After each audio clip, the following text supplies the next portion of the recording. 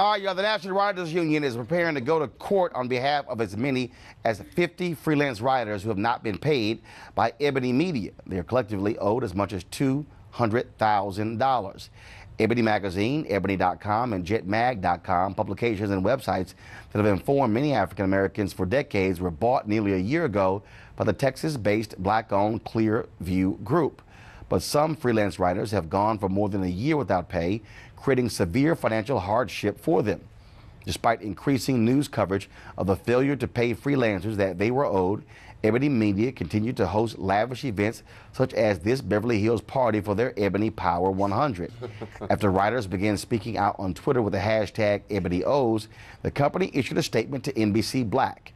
On June 3rd, EBONY Media said it was, quote, fully committed to paying its writers and freelancers in their entirety and should have this issue resolved within the next 30 days. Now remember, these debts were accrued by Johnson Publishing, who they acquired it from. Since then, the National Writers Union says EBONY did issue checks to 11 writers for a total of $18,000, but only 3 of those were paid in full.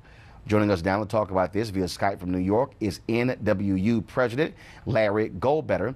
Also joining us from our DC studio is freelance writer Zerlene Hughes. Now, we did reach out to EBONY Media for comment, but we got no response.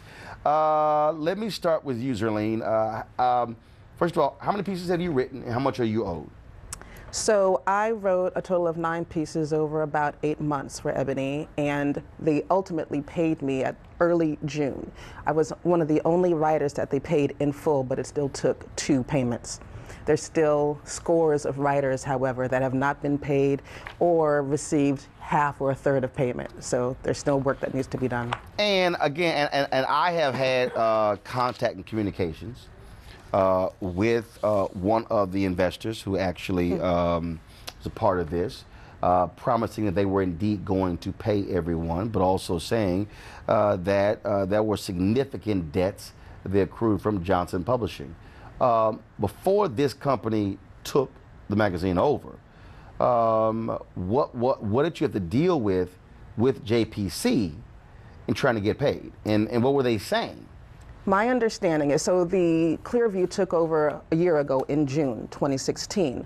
I started working for EBONY in, I think it was September. So whatever the system was before, I'm not familiar with it. However, people are owed over the past 2 years. So whatever is going on now was probably going on a year ago, 2 years ago. Mm-hmm. Yeah, there's just an accounting situation happening, and we were told that, as a result of the transition, they needed to catch up, but this is too much time to catch up. Larry, well, first of all, it's one thing to say accounting, and it's another thing to actually say not having the funds because you're dealing with debt. Larry, I want to go to you. What has been the communication you've had with EBONY Media with regards to these debts? Well, first, I just want to thank you for having us on this morning. And the contact we've had, I tried to contact the leadership of CVG Group, which is now running EBONY. They directed me to their attorney.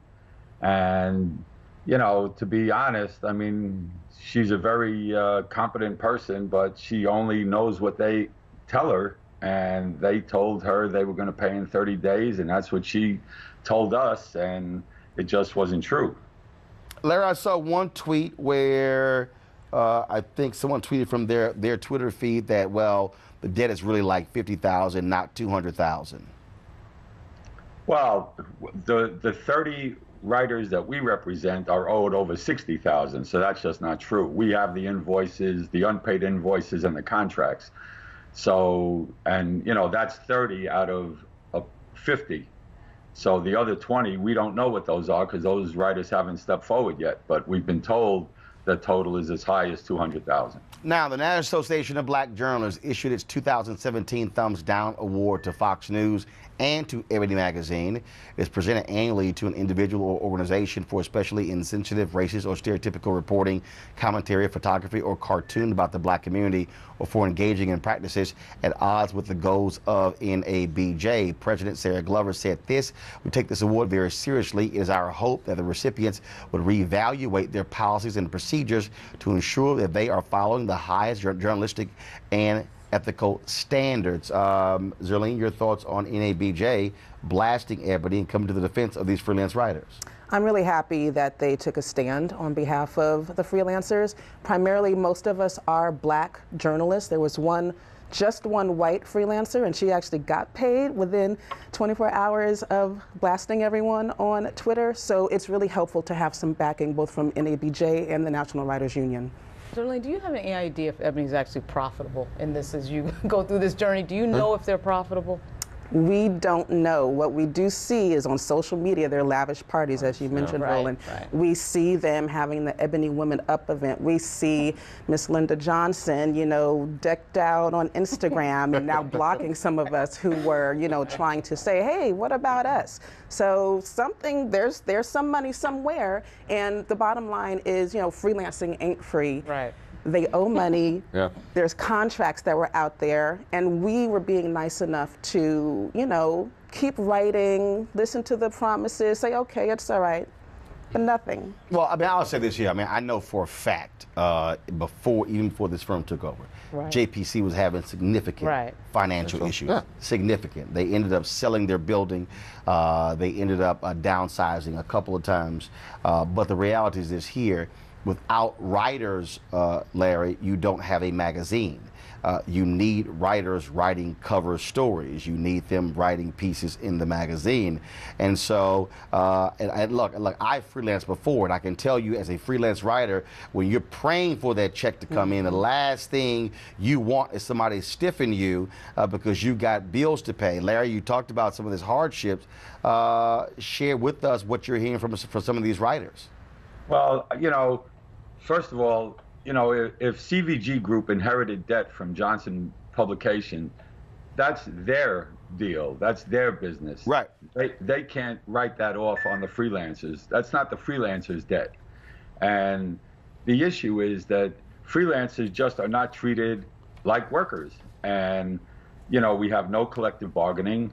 And you know, you couldn't go to work every day and not get paid for 6 weeks, 6 months. It's just unheard of.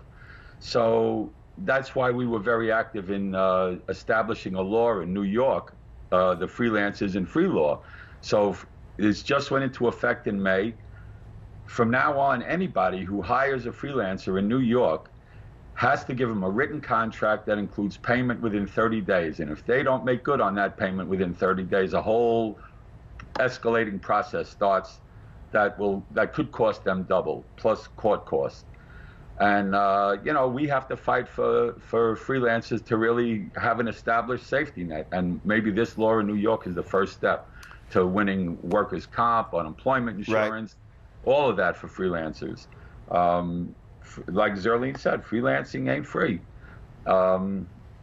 And we're gonna take this all the way, and we've done it with other companies, and we're prepared to fight for our members and to turn this around. Well, I can tell both of you. I mean, I have personally reached out to them, and I said, look, you guys are gonna keep having bad attention. You're gonna get blasted.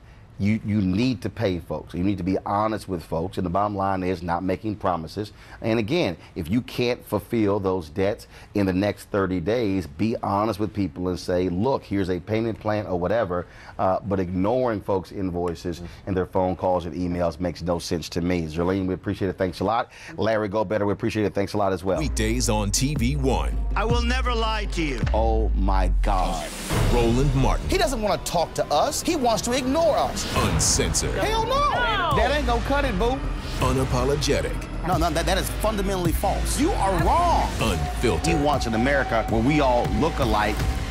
He ain't talking about black people. Unrelenting. You better go work out, because you got a fight on your hands. NewsOne Now with Roland Martin. Weekdays at 7 a.m. on TV One.